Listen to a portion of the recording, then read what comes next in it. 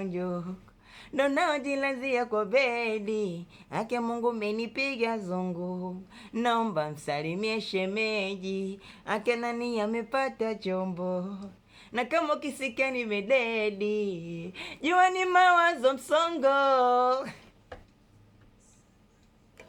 Bana leo mazala shikaji zangu, inakuwaje pande zwapo? Mimi naamini tuko poa sana. Tumeibuka tena ikiwa dakika 19 pekee ndo zimetukata humu ndani tangu majira fani vya saa 9 kamili za jioni au za alasiri. Kwa nini nakaje lakini bila loma. Tumeibuka tena shikaji zangu, mimi na TNTZ na ENTES ya 88.4. Story nyingi sana, stories zilizobamba kinoma noma. Mwanitwa Mark Voice, goma linaitwa Nenda Kama Nenda. Mmetubiuka nalo kwa siku nyingine. Ni goma ambalo lilitingisha kwa ukubwa sana akiwa pale Next Level Music. Ni ngoma ambayo ukisikiliza unasema unaweza katoa chozi. Mimi kwa upande wangu ni ngoma ambayo mpaka leo haichuji kwenye maisha yangu mimi, yani hadi leo, kwa sababu kipindi ambacho ili track linatoka ndio kipindi ambacho mimi kuna namna matukio fulani vya kimahusiano yaliweza kunipiga kwa kubwa sana. Kwani kaisi kama hii ngoma ananiimbia mimi, yani ananiimbia mimi na feel na touch kinoma noma, nikasema mbona kama hii kitu inakaa sawa au vipi bwana. Story nyingi ambazo zina trend kwenye mitandao ya kijamii huko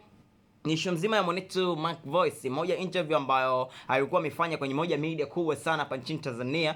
Issue ambayo inazidi kusemekana kila siku na pia yeye mwenyewe anazidi kuiongelea. Hii amekaa kwa muda mrefu sana kuweza kuintroduce kwa watu. Ni issue mzima ya yeye pamoja na boss wake Rayvanny Boy, aliyekuwa boss wake sasa hivi, maana kwa sasa hivi ipo Next Level Music tunajua. Japokuwa kwenye interview moja katikati hapo mwanetu kama Rayvanny Boy alisema kwamba mwanetu Mark Voice anaweza tukurudi next level. Issue ni nyingi sana ambazo ameweza kuzizungumzia mwanetu Mark Voice, kutokana na swala zima la kuweza kwenda chaka tu chaka kupiga shows, swala zima la kuonekana mpaka anamuomba pesa boss wake, mpaka anaonekana kama anamkatalia ana pesa, swala zima la kuonekana kwamba mama yake alikuwa anaumwa lakini anamuomba pesa bosi na mafrani hivi, mambo yanakuwa ni mengi kwenye digital platform zake, kwenye dashboard kunaonekana na pesa nyingi sana. Ametupitisha kwa story nyingi sana, si mwanetu tukasema so kesi, hebu ngoje kwanza tupige nayo story inakuaje mwanetu, why hii issue inakuja kutokea mshikaji wetu mwanetu Mark Voice.